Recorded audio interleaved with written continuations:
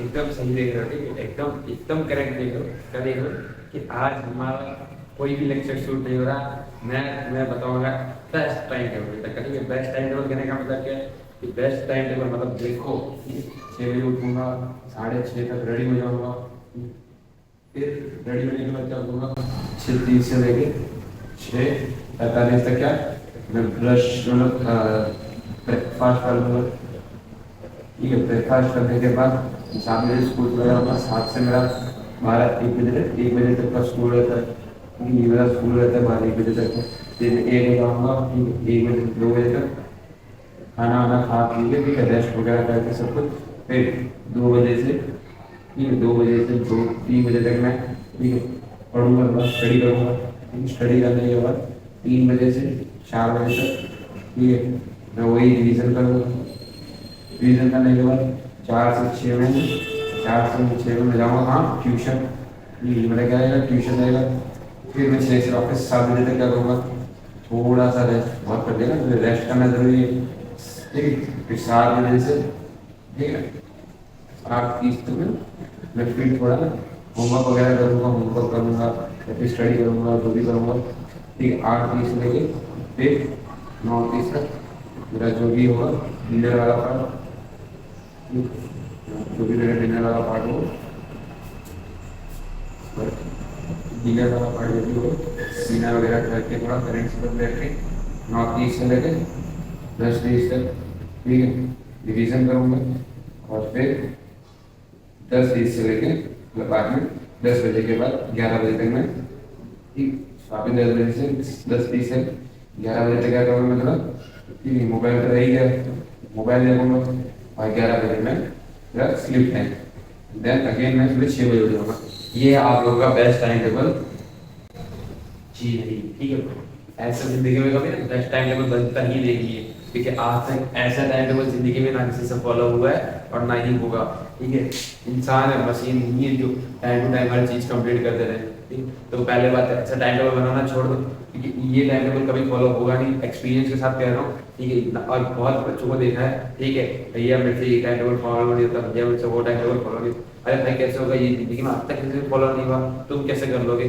तुम कहीं की तोप थोड़ी हो, तुम फॉलो करोगे, ठीक है। तो ऐसा टाइम टेबल बनाओ ना। टाइम टेबल बनाने का भी एक तरीका होता है, जैसे कि ये टाइम टेबल है ना, बेकार, ठीक है। आपको टाइम टेबल बनाना है कैसे? पहली बात तो दो बातें। पहली बात तो आपको डेज में पढ़ाई करना पड़ेगा, डेज मतलब दिन में पढ़ाना, डे में या फिर नाइट में, ठीक। आप दो चीजें डिसाइड कर लो कि आपको दिन में पढ़ना है या फिर रात में पढ़ना है। दिन में पढ़ोगे, दिन में कब से कब तक पढ़ना है, दिन का पता रहता है, दोपहर 2 बजे, 2 बजे, 3 बजे, 4 बजे, वो नहीं देगा मतलब एक डे में मॉर्निंग लेकर मॉर्निंग के सारे बजे। और नाइट और मॉर्निंग में डिफरेंस क्या होता है कि अगर आप रात में ना, जागने में आप लोग रात में दिक्कत हो रही है कि यार मैं रात को लेट नाइट तक नहीं जाग सकता, नहीं पढ़ सकता, तो आप लोग दिन में पढ़ेंगे। दिन में कब से कब तक?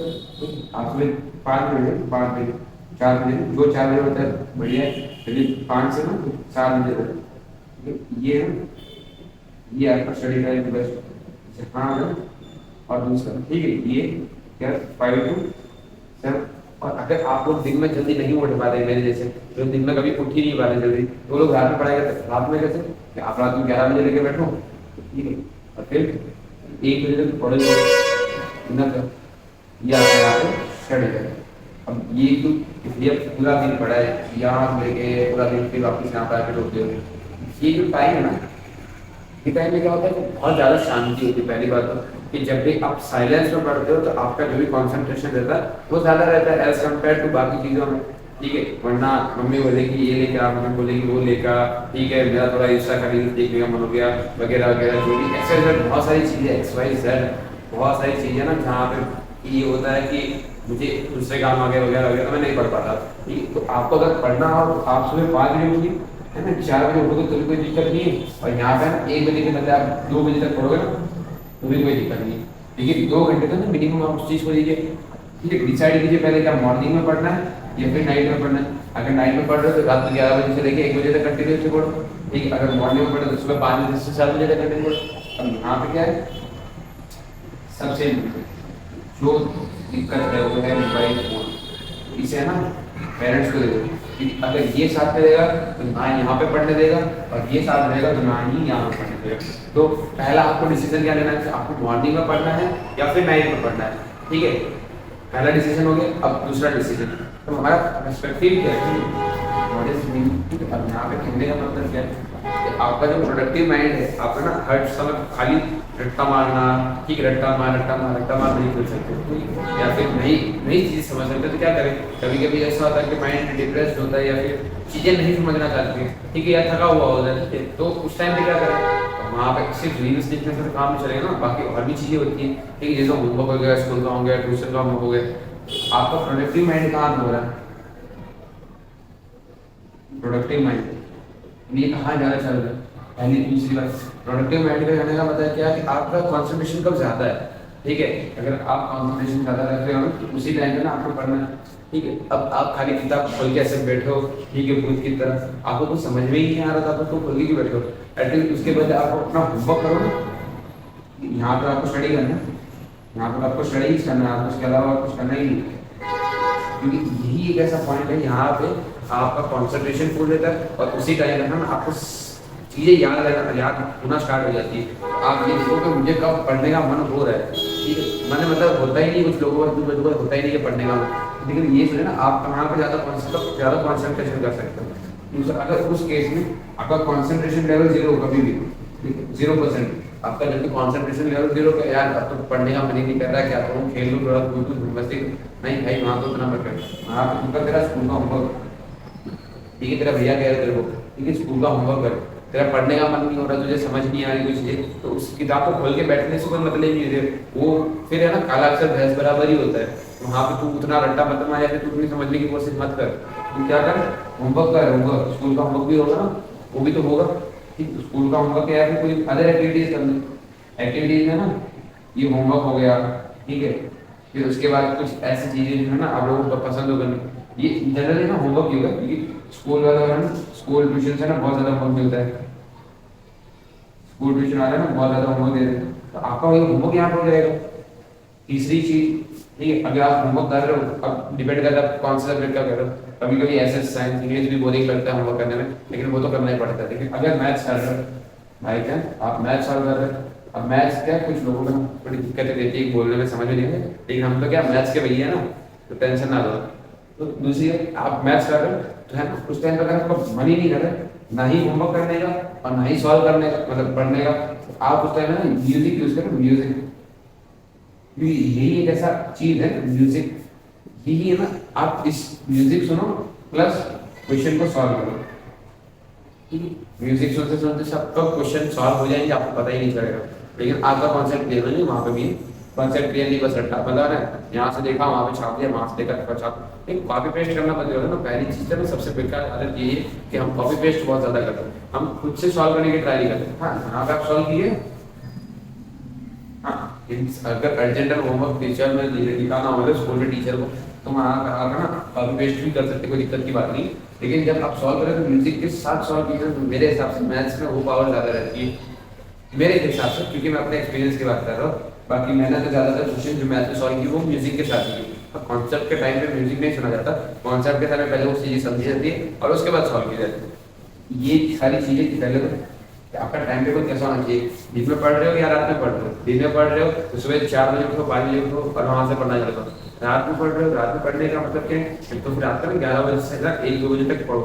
दूसरा, आपका माइंड कहाँ पे ज़्यादा स्टेबल है, कौन से टाइम पे, कुछ लोगों का सुबह 7 बजे से 9 बजे के बीच में होता है, ठीक है, मॉर्निंग वाले फ्रेश, ठीक है, कुछ लोग ऐसा होते हैं कि आपको 8 बजे के बाद पढ़ने से 8 से 10 का मन कर रहा है, ठीक है, या फिर है ना स्कूल फ्री लेक्चर प्रॉक्सी है ना पढ़ते हैं, या फिर है ना शाम के टाइम में 5 बजे से 6 बजे तक, या फिर आफ्टरनून में 2-3, यहाँ पर तो नींद आती है सबको, ये तो आपकी नींद है ना, आदत छोड़ो, 2 से 3 में भी पढ़ना चाहिए, फिर थोड़ा खाना खाओ, फ्रेश हो जाओ, मोबाइल वगैरह देखो, एंटरटेनमेंट हो जाए, लेकिन बाई चांस आपको ना मोबाइल में ज़्यादा से ज़्यादा 1 घंटा, ठीक है, 1 to 1:30, ठीक है, ये मोबाइल में आपको ना मोड़ दे देना है, इससे ज़्यादा आप मोबाइल यूज करें, 1 घंटा या 1.5 घंटा बहुत है ना, इससे ज़्यादा मोबाइल यूज ही करना है, ठीक है, आपने इंस्टाग्राम खोल लिया, यूट्यूब खोल लिया, कोई शॉर्ट्स देख लिए, ठीक है, आपका माइंड बहुत ज़्यादा डिप्रेस हो रहा है, आपको फ्रस्ट्रेशन हो रही है, ठीक, मतलब फ्रस्ट्रेशन और डिप्रेस का मतलब कि भाई कुछ समझ नहीं आ रहा, अब रेस्ट चाहिए, उस टाइम आप थोड़ा मोबाइल भी यूज़ करो, कोई दिक्कत की बात नहीं, लेकिन इससे ज़्यादा नहीं। कुछ लोग लगे रहते हैं 10-10 घंटे, 12-12 घंटे फ़ोनों के अंदर, ठीक है, वहाँ पर उनका रिजल्ट ही नहीं आता है, और फिर बोलते हैं हमने तो मेहनत की, भाई क्या मेहनत कर रहा है, 12 घंटे का फ़ोन दिखता था दिन में, ठीक है, तो मेहनत करो कि कहाँ करना है वो समझो। पहला तो आपका माइंड कहाँ ज़्यादा स्टेबल चल रहा है, वहाँ पे वो चीज़ करो, ठीक है। इन शॉर्ट ऐसा है ना, हर स्कूल में ना एक ऐसे सर तो होते ही है ना, जो आपको हर चीज़ में सपोर्ट करे, ठीक है, तो आपको हर चीज़ें समझाए कि क्या होना चाहिए, क्या होना चाहिए, ठीक है। कुछ स्कूल के टीचर ना समझते भी हैं कि हाँ भाई बच्चे हैं, कितना कितना ही चलेंगे और 6 डेली कितना ही चलेंगे, तो वहाँ पे ना कुछ टीचर जरूर संभलते हैं, समझते हैं, और है ना कुछ, ठीक है, मेरे साथ में मैथ साइंस के टीचर होते हैं, लेकिन उसके अलावा ऐसे इंग्लिश गुजराती हिंदी टीचर में से कोई ना एक टीचर तो ऐसा निकल जाएगा, आपको समझेगा और आपके सारे डाउट्स क्लियर करेगा रिगार्डिंग आपको, अगर कोई और अदर डाउट्स हो तो, ठीक है। इसके अलावा मुझे नहीं लगता इसके अलावा है आप लोगों को और समझना चाहिए, बस आपको इतना है कि आपका माइंड कहाँ ज़्यादा चल रहा है, दूसरा आपको दिन में पढ़ना चाहिए, रात में करना चाहिए, ठीक, अगर जहाँ माइंड स्टेबल ना हो वहाँ पे आपको होमवर्क करना है, ठीक है, स्कूल का ट्यूशन वगैरह, या फिर आपके पास टाइम हो तो अगर स्टडी करने का मन कर थोड़ा नीचे घूम फिर आओ, ठीक है, नेचर के साथ भी ना इंटरेक्ट करना जरूरी है, क्योंकि नेचर के साथ इंटरेक्ट करने पे भी है ना तो माइंड को शांति मिलती है, मेरा ये मानना है। तो ये भी है एक्टिविटीज में, वो भी आ जाता है, आप थोड़ा नेचर के साथ भी करो। मोबाइल ये साथ आपको पता चल ही चुका, और मैथ्स करेंगे, मैथ्स आपके सब्जेक्ट तो मेन था मैथ्स और साइंस भी, ठीक है, मैथ्स प्लस साइंस मतलब मैथ एंड साइंस, इन चीज़ों में ज़्यादा फोकस करो और इन चीज़ों को ना समझने की कोशिश करो। तो अगर इसके अलावा आपको कोई और डाउट रहा है तो कमेंट सेक्शन में ज़रूर डालिए, ठीक है, और अपने दोस्तों के साथ शेयर करो, और ठीक है, सब्सक्राइब करना ना भूलें।